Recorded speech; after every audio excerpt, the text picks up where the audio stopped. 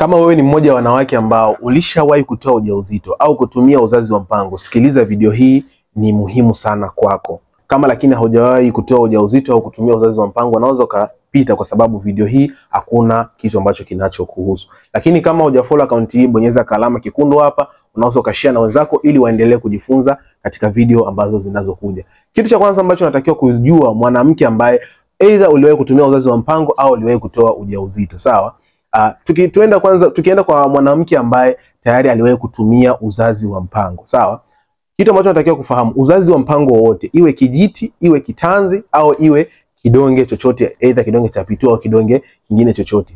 Kawaida uzazi ule wa mpango unapofikia kikomo, maana yake tayari imefikia mwisho wa wewe kutumia, lakini mwisho wa siku ukajisahau kidogo tu, maana yake kuna kemikali sumu ambazo huwa zinatengenezwa na ule uzazi wa mpango, either kitanzi au kijiti au kidonge chochote ambacho utakuwa ulitumia. Sasa kuna kemikali ambayo huwa inajitengeneza, na ile kemikali huwa inaenda kujaa katika mwili wako moja kwa moja. Ndio pale sasa wewe unaanza kuona hedhi yako inaanza kubadilika. Ulikuwa unapata hedhi siku 3, unaanza kupata 5, inafika 7, inafika wiki 2 zote unaendelea unapata. Ulikuwa unapata siku 5, unaanza kupata siku 1, unaanza kukosa kabisa. Sasa hizi ni moja ya changamoto ambazo zinaweza kukutokea kama either uliwahi kutumia uzazi wa mpango bila kujua kwamba ukomo wake ulikuwa unatakiwa ufikie siku gani. Sasa kama unaendelea kutumia uzazi wa mpango, muulize daktari wako aweze kukuambia kwamba ni siku gani ambayo unatakiwa kusitisha